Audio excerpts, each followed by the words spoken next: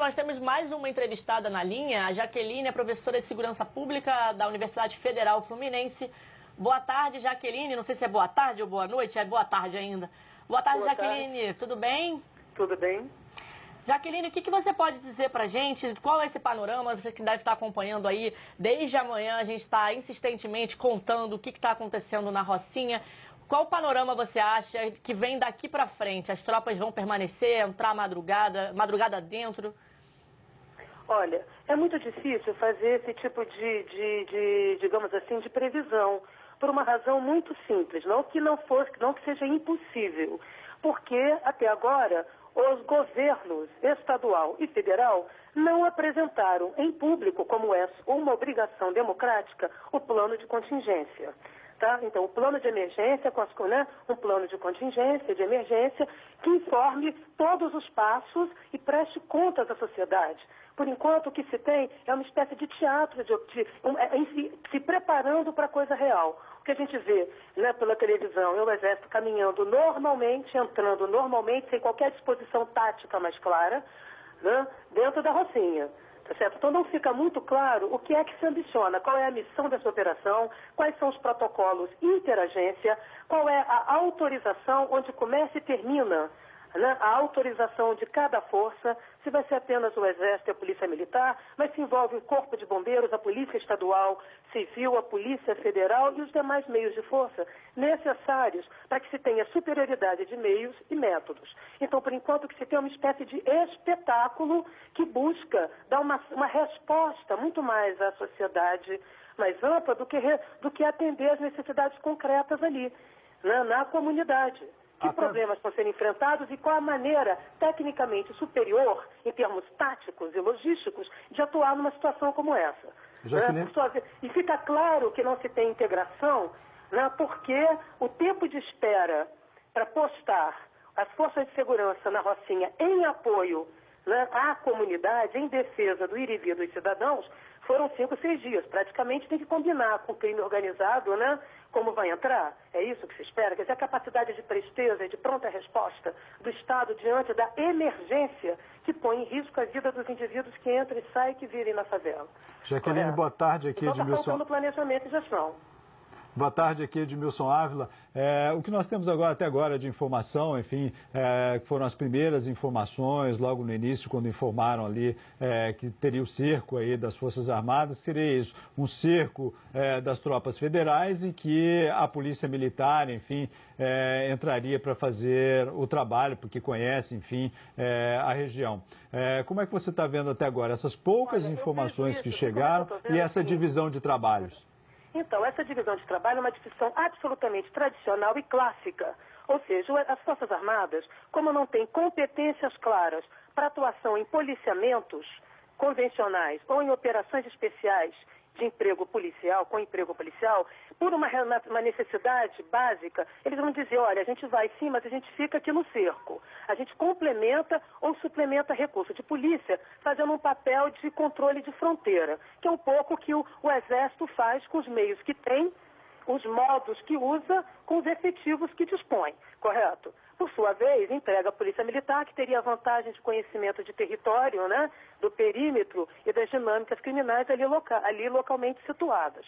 Até aí não tem novidade nenhuma. Mas qual a questão? A questão é que revela que não há um plano conjunto. É cada um fazendo, olha, eu vou, é como se fosse aquele churrasco improvisado, né, Michel? Que cada um leva o que quer. Um leva a cerveja, outro leva o refrigerante, outro leva uma comidinha e não se revela para a população os protocolos de interagência, as ações integradas. O que a gente está vendo é justa posição de recursos e ações conjuntas, e isso é muito diferente. Ações conjuntas podem levar a redundância na aplicação de recursos, pode levar a gastos excessivos e a baixos resultados, porque não há uma articulação tática no território. Isso põe em risco, seja a ação dos policiais, seja dos cidadãos que ali vivem, seja dos próprios integrantes das Forças Armadas. Correto? Então você tem, por um lado, né, um gasto excessivo de recursos para uma capacidade baixa de aplicação integrada.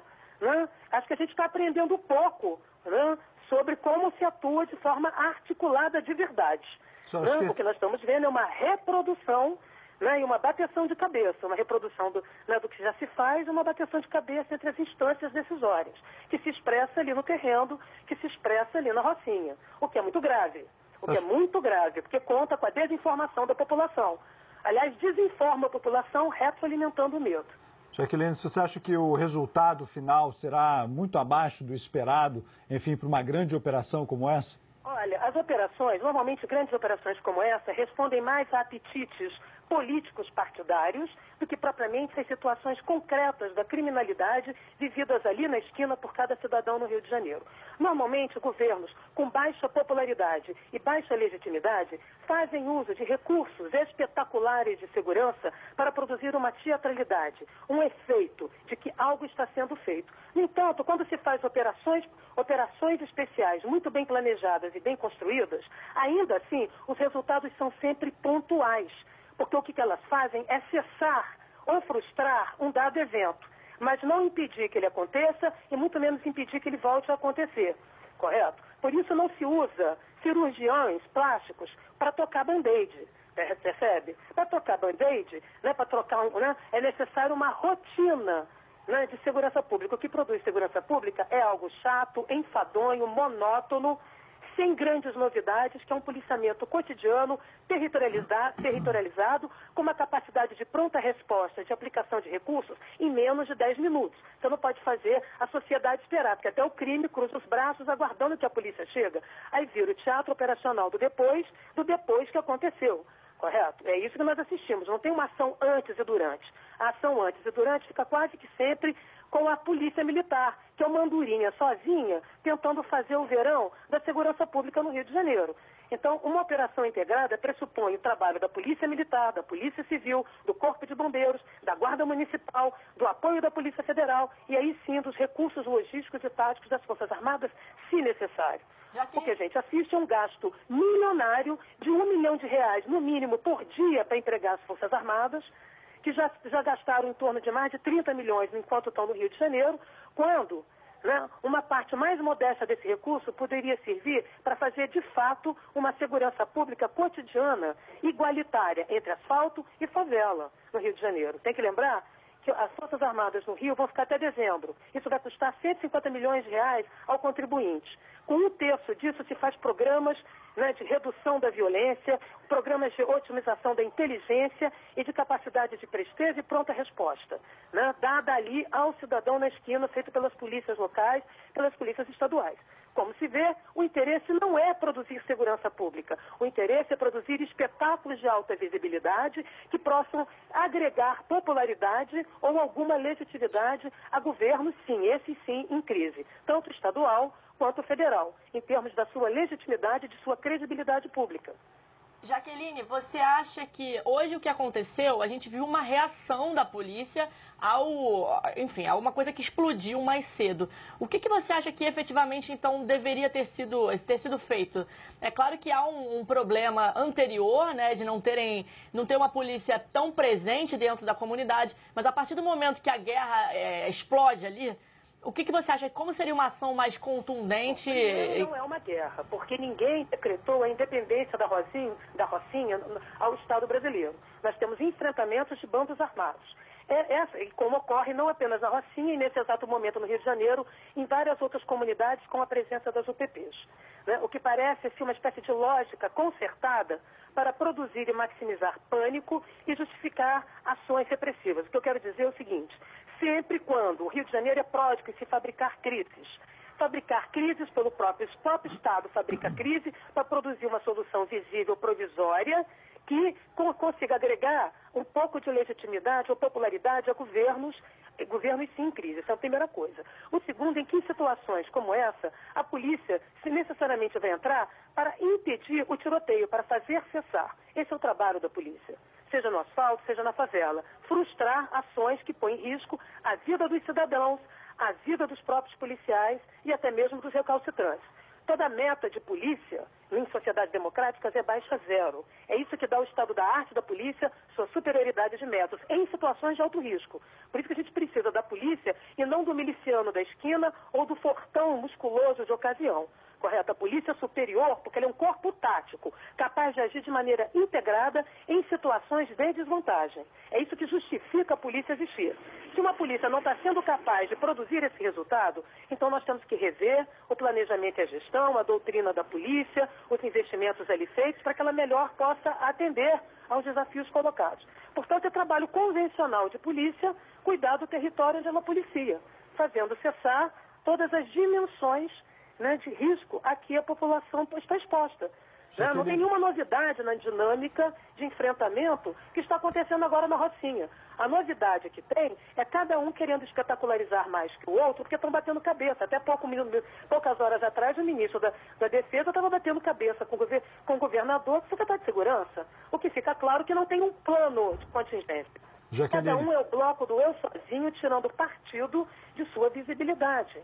Tá? E isso, quem paga a conta somos nós, com a vida, né, e com os impostos, correto? Jaqueline, como você está... É uma irresponsabilidade republicana. Como você está falando aí do planejamento, nós estamos com imagem ao vivo lá da Rocinha agora, já escureceu. Enfim, nós acompanhamos aqui durante toda a manhã, desde os primeiros avisos aí, vamos cercar. Isso foi demorando, agora já está escuro. Então o cerco chegou já bem tarde e nós vimos também policiais militares. Você acha que agora aumenta o risco para os moradores, já escuro, se tiver confronto? É muito mais. Isso parece desfile de 7 de setembro mal organizado. É muito mais para a televisão filmar do que para prover segurança. Como é que um suposto cerco, correto, chega com esse atraso? Por quê? Porque o Exército não é uma forma de ação em segurança pública. São formas de espera para a guerra real. O que não acontece. Pode ter tiroteio, troca de tiro, mas isso está muito longe de ser uma guerra. Enquanto a gente chamar de guerra, a gente está autorizando esses amadorismos com recursos públicos. Certo? Porque isso é amadorismo, porque sequer cumpre ou a doutrina da guerra, ou a doutrina de segurança, ou a doutrina de polícia. Ou seja, fica todo mundo batendo cabeça. Um cerco que chega depois, só mesmo os criminosos tendo a boa vontade de esperar a atuação policial, correto? Então, nesse período, né, a população fica sitiada, correto? A cidade é toda, né, o fluxo da cidade é todo alterado, a vida econômica da cidade para, a vida das pessoas para, por incapacidades e incompetências produzidas por disputas políticas, certo? Que é quem fabricou a crise, né? Porque esse tipo de rotina, o que acontece na Rocinha e em outros lugares do Rio de Janeiro, entrou para uma certa rotina, né? Então há que atuar de forma integrada, articulada, e isso não é um mantra, né? Tem como fazer. O fato é que não se faz, porque velórios dá palanque para eleição, tá certo? É palanque para voto, tá certo? Teatralidade também é, né? Se você olhar nos aeroportos do Rio e do Brasil, tem várias propagandas dizendo que as Forças Armadas estão desembarcando no Rio para salvar o Rio de Janeiro. O que é isso? Da onde isso veio? Quer dizer que você gasta milhões em comunicação, se gasta R$1 milhão por dia com as Forças Armadas que não querem fazer esse papel, porque sabem que não é bom para elas, que elas não têm os meios logísticos nem as competências para agir nesse lugar, né? Mas serve para quê? Para tentar construir uma popularidade perdida e uma legitimidade inexistente. Quando não se tem a coesão da sociedade espontânea a um governo, se produz coerções deliberadas e fabricadas, né? Porque como todos nós ficarmos reféns do medo, a gente deixa de prestar atenção, né, digamos assim, em governos que demonstram a incapacidade de governar, né? Seja em âmbito federal, seja em âmbito estadual. Né? Há uma crise de confiança e de legitimidade.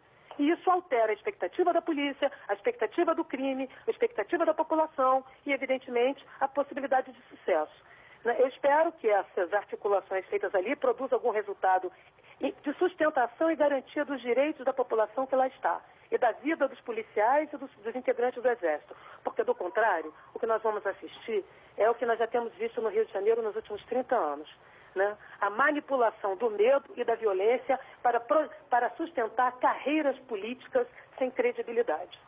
Jaqueline, quero agradecer muito a sua participação aqui no programa ao vivo com a gente. Muito obrigada e uma boa noite para você.